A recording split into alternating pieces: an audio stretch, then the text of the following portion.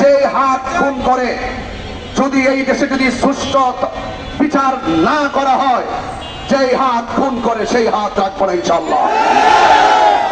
পরিষ্কার কথা হলো, তাকে যদি ভদ্রতা মনে করা হয় তাহলে ইনশাআল্লাহ সেই নরম ভাষায় একদিন আবার গরম হয়ে যাবে।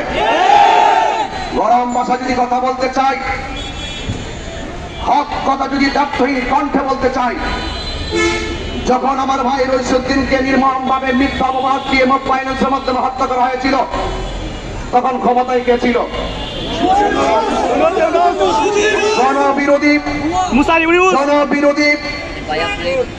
চুক্তি করে সাম্রাজ্যবাদীদের কাছ থেকে শুকরের মাংস আমদানিকারী। ওই সময় কে ক্ষমতায় ছিল? ওই সময়ে ক্ষমতায় সে ছিল, সেই ব্যক্তি হলো মব ভায়োলেন্সের প্রতিষ্ঠাকারী। ওই সময় যে ক্ষমতায় ছিল সে হলো এই বাংলাদেশের শান্তিপ্রিয় দেশে খুনের রাজ্য কায়েমকারী। সেই মহাজন এখন এতে কাপে বসছে, এতে কাপে বসে পার পাওয়া যাবে না।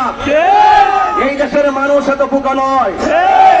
এই জন্য আমি পরিষ্কার ভাষায়, আমরা দায়িত্বহীন ভাবে প্রতিবাদ করেছি, কিন্তু ডক্টর ইউনূস ইচ্ছে করলে 24 ঘন্টার ভিতরে আসামি ধরতে পারত, কিন্তু আসামি ধরে নাই। এমনকি মামলাটা নিতে পর্যন্ত গড়িমসি করেছে। এই জন্য কথা হলো একটাই, যে হাত খুন করে, যদি এই দেশে যদি সুষ্ঠু বিচার না করা হয়, যেই হাত খুন করে সেই হাত রাখবো না ইনশাআল্লাহ। পরিষ্কার কথা হলো, এবং একের পর এক রইসুদ্দিনের হত্যাকারীদের বিচারের দাবিতে চট্টগ্রাম যখন শান্তিপ্রিয় প্রতিবাদ মিছিল চলছিল, সেখানে আবার পুনরায় আমার ভাইদেরকে রক্তাক্ত করা হয়েছিল। সেটাও ওই মহাজন ইউনূসের আমলেই।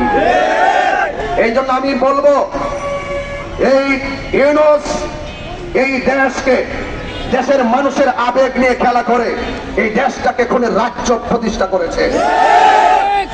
সত্য মাননীয় প্রধানমন্ত্রী জনাব তারেক রহমান সাহেব, আপনি বসেছেন 2 মাস হয়েছে। এই জন্য আপনার কাছে আমি অনুরোধ করব, মেহেরবানি করে ইতিমধ্যে আপনার সামনে একটি স্মারকলিপি প্রস্তুত করা হয়েছে। আপনি আমাদের অত্যন্ত আন্তরিক স্মারকলিপিটুকু গ্রহণ করে ড্রয়ারের ভিতরে, বক্সের ভিতরে ফেলে রাখবেন না। এই স্মারকলিপি হাতে গ্রহণ করে অপরাধীদেরকে তাৎক্ষণিকভাবে বিচারের আওতায় আনতে হবে, তাদেরকে গ্রেফতার করতে হবে, এবং পাশাপাশি তাদেরকে দৃশ্যমান শাস্তি প্রদান করে আমাদের অন্তরে যে পিপাসা, সেই পিপাসাকে নিবারণ করতে হবে। আর যদি এর ব্যতিক্রম করেন, আমরা এই দেশের শত্রু নয়, মানুষের অধিকার প্রতিষ্ঠা করতে চাই, সম্প্রীতির লক্ষ্যে কাজ করতে চাই।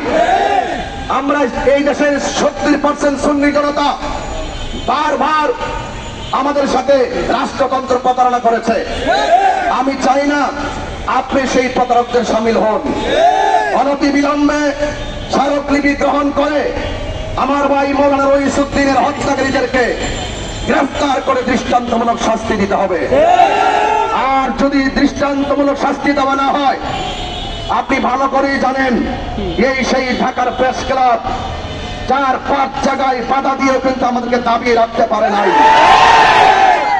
আজকে আপনি নতুন ক্ষমতায় বসেছেন, তাই নরম ভাষায় কিছু কথা বলে প্রস্তাব রেখে গেলাম।